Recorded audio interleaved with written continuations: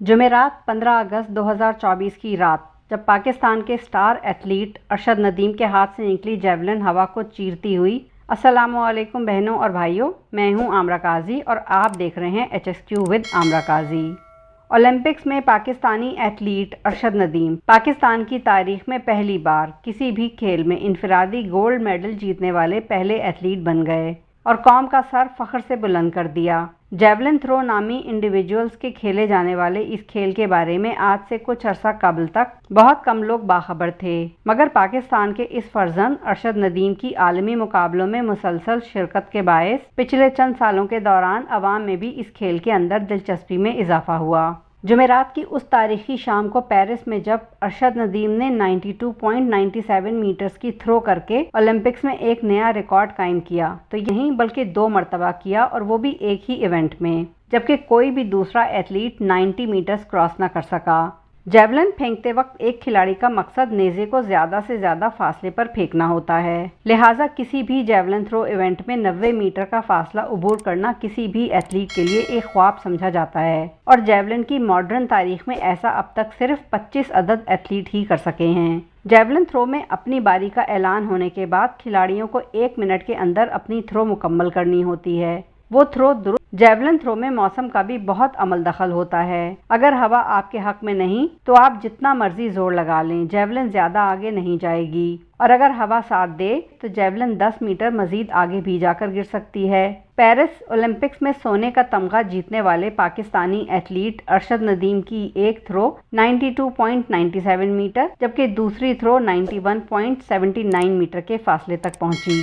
और यूं उन्होंने 2008 में नॉर्वेजियन एथलीट एंड्रियस थोरकल्टसन का बनाया गया 90.57 मीटर का ओलंपिक का रिकॉर्ड भी तोड़ दिया। गोया कि ये उनकी कैरियर की अब तक की बेहतरीन कारकर्दगी है, मगर ये पहला मौका नहीं था कि उन्होंने 90 मीटर की हद को अबूर किया हो। अरशद नदीम ने 2022 की कॉमनवेल्थ गेम्स में भी 90.18 मीटर थ्रो के साथ एक नया रिकॉर्ड बनाया था और वो 90 मीटर तक थ्रो करने वाले जनूबी एशिया के पहले एथलीट बन गए थे, जबकि इनके मुकाबले में इंडिया के नीरज चोपड़ा गुज़िश्ता कई सालों से मुसलसल अरशद से बेहतर कारकर्दगी का मुजाहरा करते आ रहे हैं, लेकिन वो भी आज तक 90 मीटर तक थ्रो नहीं फेंक सके। यहाँ एक बहुत अहम सवाल पैदा होता है कि आखिर जेवलिन मुकाबलों में 90 मीटर की हद उबूर करने की इतनी अहमियत क्यों है और हर एथलीट 90 मीटर से दूर थ्रो क्यों नहीं कर पाता। दरअसल 104 मीटर की खतरनाक थ्रो जो कि ऑडियंस के कदमों में जा गिरी और किसी जानी नुकसान से बाल बाल बचत हुई थी। उसके बाद 1986 में जेवलिन के डिजाइन में कुछ बुनियादी तब्दीलियां की गई थीं, जिसके बाद से जेवलिन को ज्यादा दूर फेंकना मुमकिन ही न था। तब से अरशद नदीम समेत दुनिया के सिर्फ 24 एथलीट ही ऐसे हैं कि जो इस 90 मीटर क्लब का हिस्सा बन पाए हैं।